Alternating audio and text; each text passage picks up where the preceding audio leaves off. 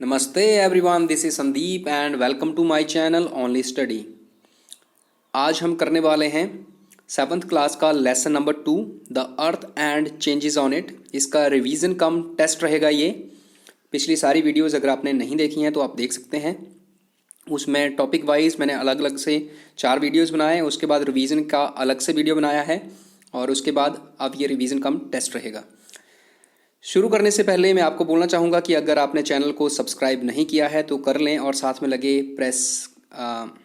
Bell icon को press कर लें। और एक चीज़ और, मैंने करंट अफेयर्स की वीडियोस बनाना शुरू कर दी हैं। आप में से कुछ लोगों की डिमांड आई थी कि सर करंट अफेयर्स भी अगर आप बना सकते हैं तो बना दीजिए। तो मैंने बनाया है 1 to 7 अप्रैल का। वीकली में चला हूँ और कल तक, मतलब जैसे ही ये मंथ ख़त्म होगा तो मैं आपको सारा कवर करवा दूँगा वो। ठीक है, तो चलिए शुरू करते हैं। हमारे पास फर्स्ट है, why do sudden changes originate inside the earth. तो ये होती हैं, मतलब क्वेश्चन क्या है, ओरिजिनेट क्यों होती हैं चेंजेस अर्थ के अंदर। तो इसका रीज़न होता है वॉल्केनिक और अर्थक्वेक एक्टिविटीज़। ठीक है, इसकी वजह से जो है अर्थ के अंदर चेंजेस आती हैं। नेक्स्ट है, what are the reasons of gradual changes on the earth surface. Earth के सरफेस के ऊपर, मतलब अर्थ के ऊपर जो धीरे धीरे चेंजेस होती हैं वो किस कारण होती हैं। तो वो होती हैं नेचुरल फोर्सेस के कारण, जैसे कि विंड्स हो गई, हवाएं, सी वेव्स लहरें, और ह्यूमन एक्टिविटीज़ भी होती हैं जिसकी वजह से चेंजेस आती हैं। अब देखो आगे, Which human factors are responsible for changing the surface of the earth। तो ह्यूमन एक्टिविटीज़ बतानी है आपने, जो जिसकी वजह से अर्थ का जो सरफेस है उसमें चेंजेस आ जाती हैं। तो ह्यूमन जो हैं क्या करते हैं, पेड़ काटते हैं, रोड्स बनाते हैं और रेलवेज वगैरह की कंस्ट्रक्शन करते हैं। ठीक है, नेक्स्ट है, differentiate between internal and external forces. तो इंटरनल फोर्सेस और एक्सटर्नल फोर्सेस के बारे में बताना है। तो ये तो सिंपल है, ज़मीन के अंदर जिन फोर्सेस की वजह से चेंजेस आती हैं वो इंटरनल फोर्सेस हैं, और ज़मीन के ऊपर जिनकी वजह से चेंजेस आती हैं वो जो हैं एक्सटर्नल हैं। तो ये जो इंटरनल होती हैं ये सडन चेंजेस होती हैं। ये क्यों होती हैं बता दिया मैंने यहाँ पे आपको, वॉल्केनिक और अर्थक्वेक एक्टिविटीज़ की वजह से होती हैं। और रेडिकल चेंजेस आती हैं, बहुत मतलब ऐसी चेंजेस आती हैं जिनको आप इजीली देख पाते हैं। ठीक है, अब एक्सटर्नल की बात करें तो ये ज़मीन के ऊपर आएंगी। क्यों आएंगी, रेन वाटर हो गया, एक रिवर का जो कोर्स है, रिवर जब अपना रास्ता बदल लेती है तो उसकी वजह से, या फिर जो विंड्स हैं वो सॉइल पार्टिकल्स को उड़ा के ले जाती हैं, तो इस वजह से सॉइल इरोजन होता है। ये बहुत धीरे धीरे होता है। एक्सटर्नल प्रोसेसेस जो हैं वो बहुत ही स्लो होती हैं और इनको हम नोट नहीं कर पाते। चलते हैं आगे। तो यहाँ पे है हमें एक्सटर्नल प्रोसेस क्या होती है, तो जिससे अर्थ का सरफेस जो है वो चेंज हो जाता है, या तो ऊपर हो जाता है, ऊपर उठ जाता है, या फिर नीचे चला जाता है, लोअर कर देता है लैंड को। ठीक है, right the effects and types of external process. तो इफेक्ट्स क्या होते हैं, लोअर कर देता है या रेज कर देता है लैंड के सरफेस को, और इसके टाइप्स होते हैं वेदरिंग एंड ग्रेडेशन। ठीक है, इनको हिंदी में सर्च कर लीजिएगा क्या बोलते हैं। वेदरिंग होता है, मतलब चलो आगे हम क्वेश्चन में डिस्कस कर लेंगे, इसको आगे बताता हूँ। अच्छा, जो लैंड्स की स्टडी है उसको क्या बोलते हैं उसको बोलते हैं जियोमॉर्फोलॉजी। ठीक है। नेक्स्ट है, ये आ गया वेदरिंग, जो मैंने यहाँ पे बोला कि आगे डिस्कस करते हैं। तो वेदरिंग, उसको एग्जांपल के साथ। तो एग्जांपल देखो, वेदरिंग क्या होता है। वेदरिंग में एक, मान लो ये कोई चट्टान है, यहाँ से क्या होगा, यहाँ से जो पार्टिकल्स हैं इसके छोटे छोटे टुकड़े जो हैं वो टूटेंगे और नीचे गिर जाएंगे, इसको बोलते हैं वेदरिंग। ठीक है, आई होप क्लियर होगा आपको। अब देखो एग्जाम्पल पूछा है इसका, तो जैसे आपके घर में, एग्जाम्पल देता हूँ मैं, आपके घर में दीवार से सीमेंट जो झड़ेगा, नीचे गिरेगा, उसको वेदरिंग बोलेंगे। और एग्जांपल दूं मैं आपको, तो जैसे आपने देखा होगा रस्ट हो जाती हैं रेलिंग्स, मतलब जंग लग जाता है, वो भी वेदरिंग का एग्जांपल है। चलते हैं आगे। अब यहाँ पे है सॉइल इरोजन क्या है और इसके एजेंट्स कौन से हैं। तो जो ज़मीन का ऊपरी, मतलब ज़मीन के ऊपरी जो परत होती है वो जब चली जाती है पानी के साथ दूसरी जगह या बहा के मतलब रिमूव हो जाती है, ऊपरी परत जो है बह जाती है, तो इसको बोलते हैं सॉइल इरोजन। और इसकी एजेंट्स जो हैं वो है बहता हुआ पानी, सी वेव्स, मूविंग आइस या फिर विंड्स भी हो सकती हैं। ठीक है, फैक्टर्स क्या हैं, नेक्स्ट क्वेश्चन, फैक्टर्स क्या हैं रिस्पॉन्सिबल सॉइल इरोजन के लिए, तो वो हैं, अच्छा आप टेस्ट कैसे लगा रहे हैं, मैं आपको बोलना भूल गया था शुरू में। टेस्ट आपने ऐसे लगाना है कि जैसे मैं कोई क्वेश्चन बोल रहा हूँ, आप वीडियो को पॉज कर दो, उस क्वेश्चन को मन में सोचो और उसके बाद उसका आंसर दो, तब वीडियो को प्ले करो और फिर मेरा आंसर सुनो। ठीक है, तो फैक्टर्स कौन से हैं रिस्पॉन्सिबल सॉइल इरोजन के लिए, तो इसमें होता है टेम्परेचर या फिर जो वेजिटेशन कवर, मतलब उसमें वेजिटेशन कैसी है, वनस्पति कैसी है, और स्लोप कैसा है लैंड का, ये सारे फैक्टर्स जो है रिस्पॉन्सिबल हैं सॉइल इरोजन के लिए। नेक्स्ट है डिपोजिशन। डिपोजिशन मतलब डिपॉजिट करना किसी चीज़ को, इसको डिफाइन करना है हमने। तो जो सेडिमेंट्स हैं जब एक स्थान से दूसरे स्थान पे जाते हैं, दूसरे स्थान पे क्या करते हैं, जमा कर देते हैं। सॉइल इरोजन में यही होता है, एक जगह से क्या होता है, रिमूव की जाती है लैंड या सॉइल और दूसरी जगह जाके उसको डिपॉजिट कर देते हैं। ठीक है, मतलब यहाँ से आई, ये मान लो पहाड़ है, पहाड़ से बह के मिट्टी आई और यहाँ पे जाके वो प्लेन में क्या होगी, जमा होगी, तो ये इसको बोलेंगे डिपोजिशन। ठीक है, और यहाँ से जो ये नीचे को आई इसको ट्रांसपोर्टेशन बोलेंगे।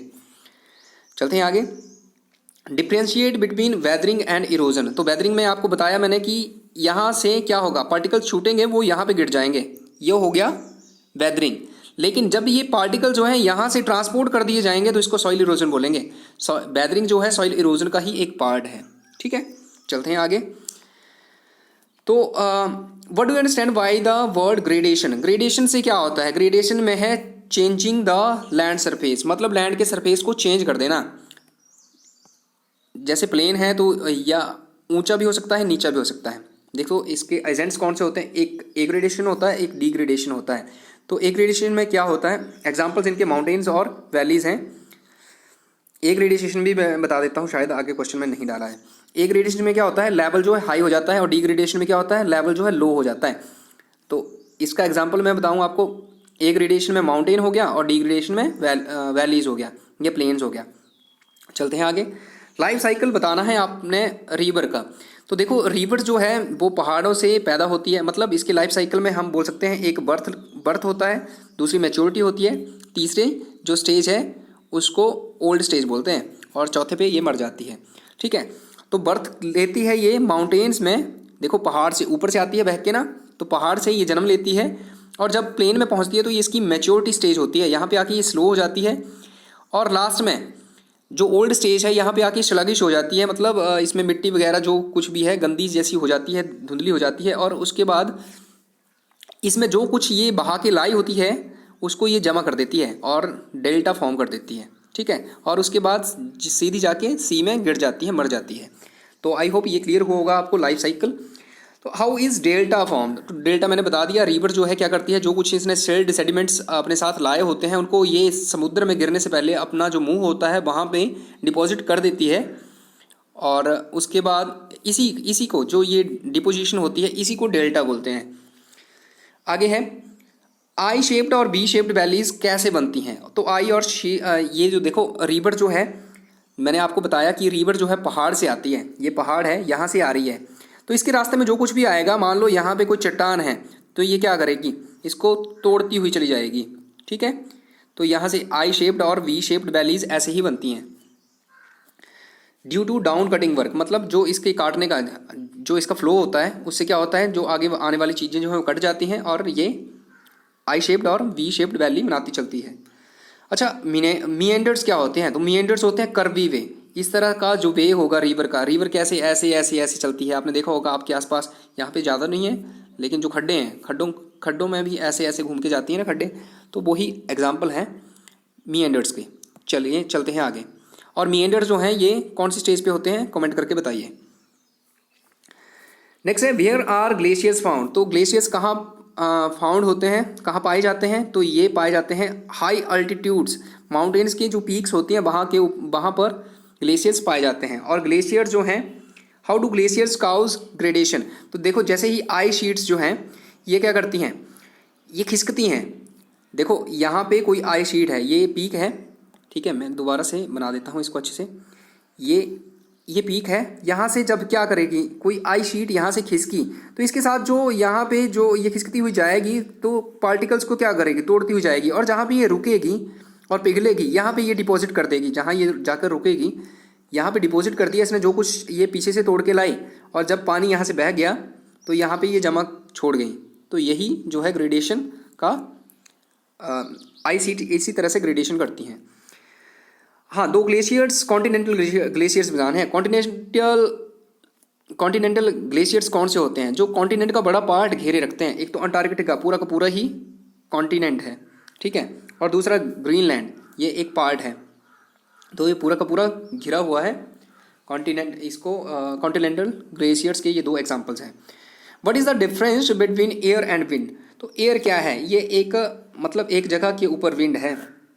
विंड मतलब एयर जो है जब खड़ी होती है किसी जगह पे तो इसको एयर बोलते हैं, और जब ये मूवमेंट करती है तो इसको विंड बोलते हैं। यहाँ पे विंड हो गया है तो इसको विंड बोलते हैं। विंड को क्या कर सकते हैं आप, फील कर सकते हैं, लेकिन एयर को नहीं कर सकते। चलते हैं आगे। तो यहाँ पर है हमारे पास where is wind most powerful agent. तो एजेंट कहाँ है, विंड मोस्ट पावरफुल कहाँ हो सकती है एजेंट ग्रेडेशन के रूप में। तो ये हो सकती है डेजर्ट रीजन्स में, जहाँ पे वेजिटेशन जो है बिल्कुल छोटी छोटी होती है, या मतलब जिसकी मजबूती कम होती है मिट्टी के साथ, वहाँ पे ये पावरफुल एजेंट है ग्रेडेशन का। नेक्स्ट देखिए, how are strange shaped rocks formed. तो ये बहुत सिंपल है, जो बेंड्स जो हैं वो इतनी तेज होती हैं कि वो रब कर देती हैं, स्कार्प कर देती हैं, उखाड़ देती हैं चट्टानों को, और डिफरेंट शेप्स में उनको बदल देती हैं। जैसे कि अगर एग्जांपल दूं मैं आपको, यहाँ पे स्पेलिंग मिस्टेक है, मशरूम रॉक्स, ठीक है, मशरूम शेप्ड रॉक्स जो हैं वो एग्जांपल है। नेक्स्ट देखो, how do the dunes form. Dunes जो हैं वो कैसे बनती हैं और इंडिया में कहाँ मिलती हैं। तो देखो मिट्टी के क्या होते हैं, ढेर होते हैं ना, या मतलब जहाँ पे मिट्टी जो है एक्सपोज होती है बिल्कुल, वहाँ से क्या होता है स्ट्रॉन्ग विंड्स जो है उनको उड़ा के ले जाती हैं एक जगह से दूसरी जगह पे, वो ढेर लगाती रहती हैं। जो रीजन्स डेजर्ट रीजन्स होते हैं वहाँ पे ये मोस्ट कॉमन होता है। तो हमारे यहाँ जो डेजर्ट रीजन कहाँ पे है, राजस्थान में है, और इसके बेस्ट पार्ट में हम इन ड्यून्स को देख सकते हैं। How do sea waves form steep sided cliffs and beaches. तो ये देखो स्टीप साइडेड क्लिप्स जो हैं और बीचेस जो हैं, ये सी वेव्स क्या करती हैं, सी वेव्स बार बार, आपने समुद्र देखा होगा, लहरें क्या आती हैं, बार बार आगे आती हैं और फिर पीछे चली जाती हैं। तो ये कॉन्टिन्यूस स्ट्राइकिंग यहाँ से बार बार आएंगी जाएंगी आएंगी जाएंगी। तो इससे क्या होगा, मान लो ये कोई पहाड़ी है, इसके साथ आ रही हैं, टकरा रही हैं, फिर वापस जा रही हैं। तो यहाँ क्या बार बार टकराने से क्या हो रहा है, जो पार्टिकल्स हैं वो टूट रहे हैं और ये वापस ले जा रही हैं उनको। तो इसी से जो है क्लिप्स बनती हैं, और ये जो पार्टिकल्स यहाँ पे गिर रहे हैं इनको ये वापस ले जा रही हैं साथ में, और किसी दूसरी जगह पे, मतलब जो सी का कोस्ट है वहाँ पे जाके इसको जमा कर दे रही हैं। तो उससे क्या बनते हैं, बीचेस बनते हैं। आई होप क्लियर हुआ होगा आपको। चलते हैं आगे। यहाँ पे देखिए, what is the soil and what is it made of. तो सॉइल क्या होती है, ये तो बिल्कुल सिंपल है, मैं यहाँ पे आंसर नहीं लिखा है तो आंसर बता देता हूँ मैं। सॉइल जो है अपर पार्ट होता है अर्थ का, ठीक है, जो एक थिन लेयर होती है उसी को सॉइल बोलते हैं, और ये बनती है ऑर्गेनिक और इनऑर्गेनिक पार्टिकल से। तो आपने बताना है यहाँ पे from where are the organic, ये ऑर्गेनिक पार्टिकल जो हैं कहाँ से बनते हैं, कैसे बनते हैं, और ये जो हैं हाउ डू दे चेंज, और ह्यूमस में कैसे बदल जाते हैं। तो ये देखो, जब कोई प्लांट्स या एनिमल्स मर जाते हैं, ज़मीन के अंदर दब जाते हैं, तो इन्हीं से क्या होता है, डिराइव होते हैं ऑर्गेनिक पार्टिकल्स, और ये लंबे टाइम में क्या होता है, डिकम्पोज हो जाते हैं। डिकम्पोज का मतलब खाद बन जाती है इनकी, ठीक है, मतलब ख़त्म हो जाते हैं। तो उसी से क्या होता है, एक डार्क कलर्ड मटेरियल बनता है, उसी को ह्यूमस बोलते हैं। चलते हैं आगे। Where does humus contribute fertility rapidly to the land. तो जहाँ पे ह्यूमस कहाँ कॉन्ट्रीब्यूट करेगा, जहाँ पे ये खुद होगा ना, तो खुद कहाँ पे होगा, जो ह्यूमिड एरियाज़ होंगे।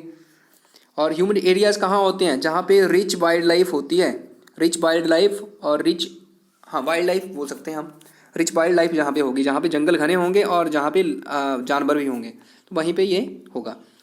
नेक्स्ट है, from where are the inorganic particles derived and what does they include, तो ये इनऑर्गेनिक कहाँ से होते हैं, रॉक से ड्राइव होते हैं, मतलब रॉक से बनते हैं ये। और इनमें क्या क्या होता है, इनमें होता है लूज डिसइंटीग्रेटेड पार्टिकल्स, मतलब जो चट्टानों से लूज पार्टिकल्स जो हैं वो छूट जाते हैं डिफरेंट साइजेस के, उन्हीं को वही इनमें होते हैं। चलते हैं आगे। तो इन जो ये बड़े पार्टिकल जो होते हैं, लार्ज साइज्ड पार्टिकल जो रॉक से छूटते हैं, उनको क्या बोलते हैं, उनको बोलते हैं ग्रेवल। ठीक है, हिंदी में आप चेक कर लीजिएगा क्या मीनिंग होगा। नेक्स्ट है व्हाट इज ट्रांसपोर्टेड सॉइल। तो ये तो बहुत सिंपल है, ट्रांसपोर्ट करके सॉइल जो बनेगी, देखो पहाड़ से क्या हुआ, सॉइल इरोजन हुआ, मिट्टी यहाँ से छूटी, ट्रांसपोर्ट करके कहाँ पे, प्लेन में चली गई, तो इसी को क्या बोलेंगे, ट्रांसपोर्टेड सॉइल बोलेंगे। नेक्स्ट है रेजिडुअल सॉइल। तो रेजिडुअल सॉइल की हम बात करें तो जो है वेदरिंग से जो बनती है, वेदरिंग मैंने बताया ना आपको, यहाँ से छोटे पार्टिकल्स और यहीं रह गए। ठीक है, तो इसी को क्या बोलते हैं, इसी को बोलते हैं हम वेदरिंग। तो इससे जो ये रॉक पार्टिकल्स छूटे, इस मिट्टी को ये यहीं पे रह जाएगी, इसी को रेजिडुअल सॉइल बोलेंगे। एग्जाम्पल दूं मैं, आप ल्हास से गिरते हैं ना, वो इसी का एग्जाम्पल है। चलते हैं आगे। What are the different layers of soil called. तो इनको हॉरिजन्स बोलते हैं, जो लेयर्स होती हैं, आपको पता है ना, ऐसे ऐसे करके लेयर्स बनती हैं, तो इनको क्या बोलते हैं, हॉरिजन बोलते हैं। और अगर नेम करें हम, name them from bottom to top, तो सबसे नीचे क्या आएगा, हम देखो सबसे नीचे ये आया हमारे पास फ्रॉम बॉटम टू टॉप, पहले सबसे नीचे आएगा बेड रॉक, उसके बाद आएगा वेदर्ड रॉक, उसके बाद आएगा सब सॉइल, और उसके बाद आएगा टॉप सॉइल। टॉप सॉइल में ही ह्यूमस होता है। ठीक है, सबसे ऊपर वाला जो इसमें ह्यूमस होता है। नेक्स्ट है which soil covers a large part of India. तो अलूवियल सॉइल है ये, हिंदी में इसको शायद उष्ण कटिबंधीय मिट्टी बोलते हैं, चेक कर लीजिएगा क्या बोलते हैं, मुझे क्लियर पता नहीं है। अलूवियल ऑयल बोलते हैं इसको, नॉट ऑयल, सॉइल बोलते हैं। देखिए आगे, हाँ सबसे ज़्यादा, ये मैंने ऑलरेडी बता दिया आपको, मेजर एग्रीकल्चर लैंड जो है इंडिया का वो अलूवियल है, अलूवियल सॉइल है। ब्लैक सॉइल कहाँ मिलती है, ब्लैक सॉइल मिलती है महाराष्ट्र और कर्नाटका में, महाराष्ट्र में most of the part of Maharashtra. Next है which soil is best to grow cotton. Cotton grow करने में कौन सी सॉइल जो है वो सबसे अच्छी है, तो वो ब्लैक है। ब्लैक सॉइल को कॉटन सॉइल भी बोलते हैं, बता दिया मैंने आपको। आगे देखिए, ब्लैक सॉइल की आपने करेक्टरिस्टिक्स बतानी है। तो ये क्या करती है, मॉइस्चर को रिटेन कर लेती है, मॉइस्चर को मतलब सोख लेती है ये, और ये जब गीली होती है तो स्टिकी हो जाती है, चिपचिपी हो जाती है, ऐसा ही होगा कुछ, चिपचिपी बोलते हैं स्टिकी को। Why is the colours of red soil is red. तो ये आयरन ऑक्साइड की वजह से रेड होता है, रेड सॉइल का कलर। ठीक है, या फिर आयरन भी बोल सकते हैं, या आयरन ऑक्साइड, दोनों ही करेक्ट होंगे, डिपेंड करता है ऑप्शन में क्या दिया है आपको। Where is the red soil confined to. तो ये रेड सॉइल जो है कहाँ पर होती है, ये होती है पेनिनसुलर इंडिया में पाई जाती है ये, और patches of north eastern part of India, मतलब असम जैसे एरियाज में भी इसके कुछ पैचेस मिल सकते हैं आपको।